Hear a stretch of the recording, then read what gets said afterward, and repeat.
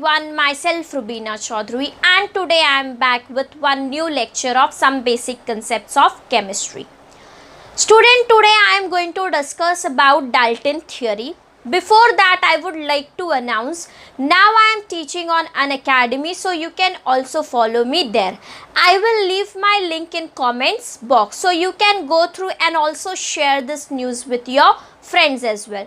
Okay बच्चा, तो now let us start up with Dalton atomic theory. बेटा बहुत सारे केमिकल लॉज हमने पढ़ लिए हैं which came under the law of a chemical combination. तो बेटा ये सारे लॉज जब आए ना, it was at the very initial stage of chemistry. जब केमिस्ट्री की शुरुआत हुई थी, बहुत सारे कंसेप्ट्स नहीं पता थे, सब कुछ जानना शुरू किया था साइंटिस्ट ने. उनके अंदर क्यूरियोसिटी बढ़ रही थी, वो साइंटिस्ट को डिस्कवर कर रहे थे, अलग अलग कंसेप्ट्स को डिस्कवर कर रहे थे. हो सकता है ऐसा अभी आप बहुत कुछ पढ़ोगे जो आगे के चैप्टर्स में आपको जाके पता चलेगा कि ये कंसेप्ट्स थोड़े से रॉन्ग थे. बट हमें जो राइट मिला है ना बेटा, वो हमें राइट इनके रॉन्ग की वजह से मिला है. तो इसी के अंदर थोड़े थोड़े चेंजेस करके we came to know that something which is correct one. तो बच्चा आज जो हम लोग पढ़ेंगे डाल्टन एटॉमिक थ्योरी, ये भी बहुत शुरुआत में जैसे ही लॉ ऑफ केमिकल कॉम्बिनेशन आया, उसके बाद डाल्टन ने अपनी थ्योरी दे दी जिसको हम बोलते हैं डाल्टन एटॉमिक थ्योरी. तो बच्चा बाद में हमने इसको डाल्टन एटॉमिक थ्योरी बोलना स्टार्ट किया 1808 में, after law of chemical combination, जिसमें हमने law of conservation of mass पढ़ा, लॉ ऑफ डेफिनाइट प्रपोर्शन पढ़ा, लॉ ऑफ मल्टीपल प्रपोर्शन पढ़ा, एवोगाड्रो का लॉ पढ़ा एंड गेलुसेक का लॉ पढ़ा. उसके जस्ट थोड़े से ही बाद में Dalton stated their theory and जब उन्होंने ये थ्योरी दी थी तो उन्होंने उसको बोला था a new system of chemical philosophy. Chemical philosophy का एक नया सिस्टम उन्होंने उस वक्त दिया था. बट बाद में उसी को हमने डाल्टन एटॉमिक थ्योरी के नाम से जानना स्टार्ट कर दिया. आपके एग्जाम्स में क्वेश्चन आ सकते हैं जहाँ पे आपको पूछा जाएगा state postulates of Dalton atomic theory. उन्होंने अपनी कुछ बातें जो है आप लोगों के सामने रखी थी और हम लोग भी उसी के बारे में डिस्कस करने वाले हैं. ठीक है बच्चा, तो डाल्टन के हिसाब से हम पहले ही लेक्चर में समझ चुके हैं मैटर क्या होता है. तो एज पर दी सर डाल्टन, उनके हिसाब से जो मैटर होता है उसका सबसे छोटा हिस्सा, the smallest part of a matter is known as atom. उसको बच्चा हम एटम बोलते हैं. और उनके हिसाब से एटम इज इनडिविजिबल. आप एटम को तोड़ नहीं सकते हो, वो ऑलरेडी अपने सबसे स्मॉलेस्ट फॉर्म में एकदम छोटा है और आप उसको तोड़ के और ज़्यादा छोटा नहीं कर सकते हो. तो the first and a very easy point for you to remember is, according to Sir John Dalton, matter is made up of a tiny particle. Matter जो है ये छोटे छोटे particles को मिला के बने हैं और ये particle जिससे matter बना है उसको हम atom बोलते हैं. क्या बोलते हैं? एटम बोलते हैं. मतलब जब ढेर सारे एटम्स आपस में कंबाइन हो जाएंगे तो हमें क्या मिलेगा बच्चा? हमें मिल जाएगा मैटर. तो जब एटम एटम कंबाइन होंगे तो मैटर मिलेगा. फिर उन्होंने यहीं पे ऐड किया एटम बहुत छोटा है, एकदम टाइनी पार्टिकल है. अगर आप चाहो कि आप एटम को तोड़ दो तो आप एटम को तोड़ नहीं पाओगे. Atom is indivisible, you can not divide it more, it is indestructible. आप उसको डिस्ट्रॉय भी नहीं कर सकते हो. तो this was the first point which was stated by sir John Dalton and according to him matter is made up of a tiny indivisible particle which is known as a atom. Okay, तो बच्चा let us see what I have written on my first point. तो पहले देखो मैंने क्या लिखा है. Dalton atomic theory came in year 1808 and it was given by John Dalton. तो जो डाल्टन एटॉमिक थ्योरी थी ये किसने दी थी? जॉन डाल्टन ने दी थी. जब जॉन डाल्टन ने ये थ्योरी दी थी तो उसे डाल्टन एटॉमिक थ्योरी ना बोल के उन्होंने शुरू में बोला था a new system of chemical philosophy, new system of chemical philosophy, क्योंकि ये लॉ ऑफ केमिकल कॉम्बिनेशन के बाद में आया था और केमिस्ट्री के बहुत ही शुरुआती दौर की बात है।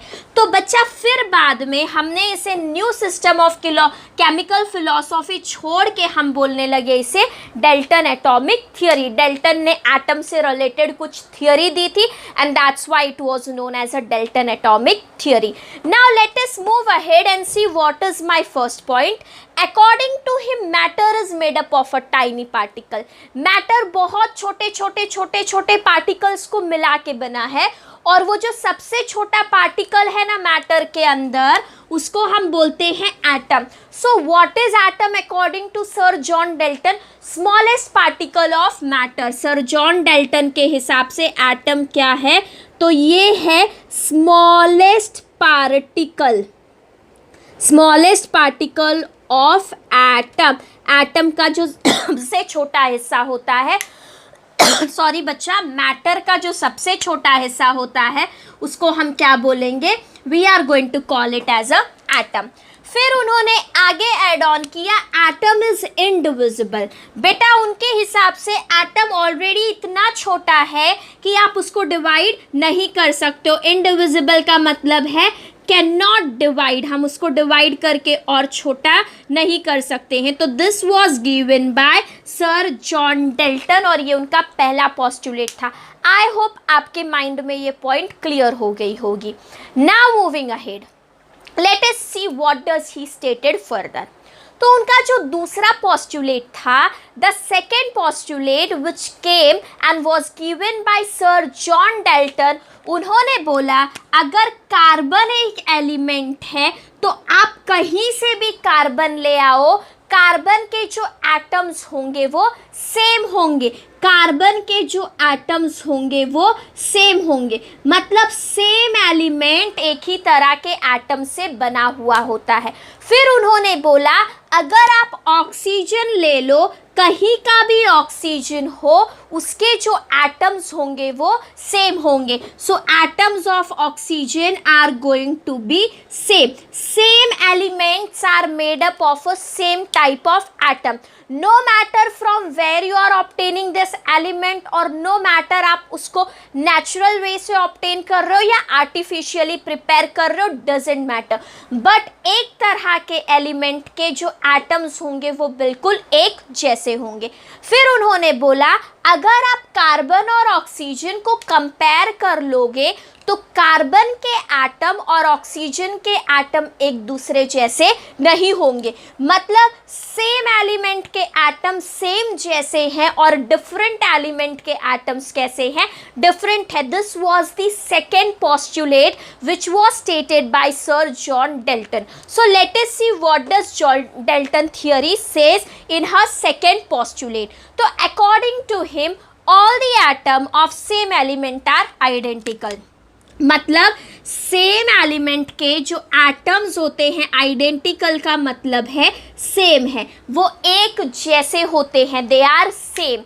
और जो डिफरेंट एलिमेंट होते हैं, atom of different elements are different. अलग अलग तरह के एलिमेंट्स कैसे होते हैं? डिफरेंट होते हैं। मतलब कार्बन आप कहीं से भी ऑब्टेन कर लो, कार्बन के एलिमेंट्स एक जैसे होंगे। ऑक्सीजन आप कहीं से भी ऑब्टेन कर लो, ऑक्सीजन के एटम एक जैसे होंगे। But when you are comparing carbon and oxygen, उनके एटम्स जो है वो डिफरेंट होंगे। आई होप बच्चा ये बात आपको क्लियर हो गई होगी। Now moving ahead, we are going to discuss about third postulate of Sir John Dalton। वहां पे उन्होंने बोला बच्चा जब दो एलिमेंट कंबाइन होते हैं तो हमें कंपाउंड मिलता है। हम ये ऑलरेडी पढ़ चुके हैं। When two or more elements combine together, we get compound। उन्होंने बोला कंपाउंड में जो आपने दो एलिमेंट्स लिया, जैसे कि हम एग्जाम्पल ले लेते हैं, यहाँ पे मेरे पास हाइड्रोजन और ऑक्सीजन के कॉम्बिनेशन से मिला वाटर। हाइड्रोजन और ऑक्सीजन के कॉम्बिनेशन से बच्चा हमें मिला वाटर। तो ये जो आपका वाटर है ना बच्चा, ये जो आपका H2O है ना, इसमें हमेशा आपके हाइड्रोजन इस टू ऑक्सीजन का रेशो 2:1 होगा. No matter from where you are obtaining water, इसमें हाइड्रोजन इज टू ऑक्सीजन. एक एलिमेंट हाइड्रोजन है और दूसरा एलिमेंट ऑक्सीजन है, इनका रेशियो फिक्स होगा. तो sir John Dalton stated such as compounds are formed when two elements combine with each other. This is well enough, we all know that. With fixed composition, इनका composition fix होगा. ऐसा नहीं है मैंने lake से पानी ऑब्टेन किया तो उसका फॉर्मूला H2O है, और मैंने रेन वाटर से ऑब्टेन किया तो उसका फॉर्मूला H2O2 है ना बच्चा. उनका कहना था कि एक तरह के कंपाउंड में हाइड्रोजन और ऑक्सीजन का जो रेशियो होगा वो फिक्स होगा. So I hope this point is clear to you as well. Now moving ahead we will talk about, firstly let us see the statement. तो according to sir John Dalton, compounds are form when different element combine with each other in a fix proportion. It is very easy for you to understand. अब बच्चा उनके last postulate की बारी आई. तो sir John Dalton ने अपने last point में law of conservation of matter के जैसा ही कुछ कहा. उन्होंने कहा जब आप कोई केमिकल रिएक्शन करते हो, whenever you are performing any kind of chemical reaction, उस केमिकल रिएक्शन में सिर्फ और सिर्फ रीअरेंजमेंट होता है एटम्स का. मतलब एक तरह के एटम दूसरे फॉर्म में क्या हो जाते हैं, रीअरेंज हो जाते हैं. There is a rearrangement of atoms. मतलब ए बी के पास चला गया, बी ए के पास चला गया. ना एटम बनता है किसी केमिकल रिएक्शन में और ना ही एटम डिस्ट्रॉय होता है. अगर आप सोचो कि मैं कोई केमिकल रिएक्शन करूँगा और उस केमिकल रिएक्शन में मैं एटम को क्रिएट करूँगा, तो बच्चा ये होने वाला नहीं है. और आप बोलो कि आप कोई केमिकल रिएक्शन करके एक एटम को डिस्ट्रॉय कर दोगे पूरी तरह से, तो वो भी नहीं होगा. अगर आप एक पेपर को जलाते हो तो वो डिस्ट्रॉय ना होके एक फॉर्म से दूसरे फॉर्म में क्या हो गया, कन्वर्ट हो गया. वो ऐश के फॉर्म में क्या हो गया, कन्वर्ट हो गया. तो this was what sir John Dalton stated in his fourth postulate. उन्होंने बोला during a chemical reaction there is only rearrangement of atoms. वहाँ पे सिर्फ एटम्स का रीअरेंजमेंट होता है. फिर उन्होंने बोला, further he stated that atoms are neither created, ना आप एटम को बना सकते हो और ना ही आप एटम को डिस्ट्रॉय कर सकते हो. So this is all the fourth point which we have to see in Dalton atomic theory. Now from my next lecture onwards, I am going to teach you mole concept. Mole concept is a basic of a chemistry. बच्चा जिसने मोल concept समझ लिया ना, उसके लिए chemistry बड़ी आसान है. फिर 11th 12th तक आपको छोटी छोटी चीज़ों पे आप स्टक नहीं होने वाले हो. तो आगे के जो हमारे अपकमिंग लेक्चर्स होंगे वहाँ पे हम डिस्कस करेंगे मोल कंसेप्ट्स के बारे में.